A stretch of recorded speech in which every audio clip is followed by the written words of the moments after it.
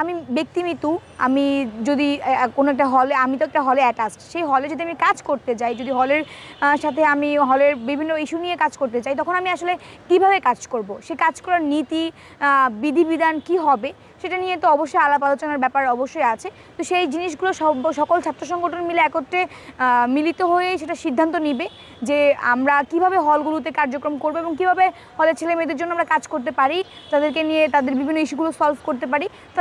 তারাই নির্ধারণ করে দিবে আসলে আমরা কীভাবে কাজগুলো আগায় নিয়ে যাব। হলে আসলে ছাত্র রাজনীতি করতে সমস্যা কোথায় এবং কেন চান? আসলে আপনারা খুব ভালো করে জানেন যে এই 15 থেকে 17 বছর ছাত্রলীগ কীভাবে হল চালিয়েছে এবং হলের গণরুম গেস্টরুমের যে কালচার সেটা কীভাবে ছিল। তো সেই গণরুম গেস্টরুমের কালচার কখনোই কেউ চায় না যে আবার ফিরে আসুক।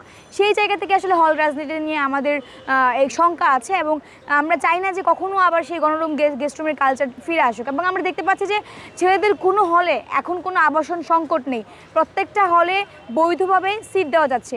সেই যদি আবারও হল রাজনীতি চলে তাহলে দেখা যাবে যে এই বৈধ সিট দেওয়ার ব্যাপারটা প্রশাসন থেকে আবারও ছাত্রদের হাতে চলে যাবে, রাজনৈতিক হয়ে যাবে। সেই জায়গা থেকে যেহেতু আমরা শঙ্কায় আছি যে এইভাবে গণরুম গেস্টরুম কালচার চালু হতে পারে, সেই জায়গায় আমরা চাচ্ছি যে হল রাজনীতি না থাকুক এবং হল রাজনীতি যদি থাকে সেটা কোন উপায়ে থাকবে, কোন বিধিবিধানে থাকবে, কোন রূপরেখায় থাকবে সেটা নিয়ে আলাপ আলোচনায় বসা যেতে পারে। হল কেন্দ্রিক রাজনীতি কেন, হল কেন্দ্রিক রাজনীতি কিন্তু কোনো ব্যাপার না। আমরা কিন্তু ক্যাম্পাস রাজনীতি নিষিদ্ধ করছি না। আর যারা নেতৃত্ব দিবে তারা হলে কাজ করবে, কিন্তু এই কাজ করার কিন্তু নীতিমালা বা এই কাজটা তারা কিভাবে করবে সেটা তো আমরা বললাম যে সবার সাথে একত্রিত হয়ে আলাপ আলোচনা করে আমরা নির্ধারণ করব। এবং একই সাথে বলতে চাই যে হল পলিটিক্স আসলে যে হলেই আমাকে সবার সামনে নিজেকে প্রমাণ করে এসে তারপরে আমাকে ক্যাম্পাস রাজনীতি করতে হবে, কেন্দ্রীয় রাজনীতি করতে হবে, ব্যাপারটা কিন্তু এমন না। আমি চাইলে ক্যাম্পাসের সার্বিক যে কোনো কাজ আমি করতে পারবো যদি আমার সদিচ্ছা থাকে।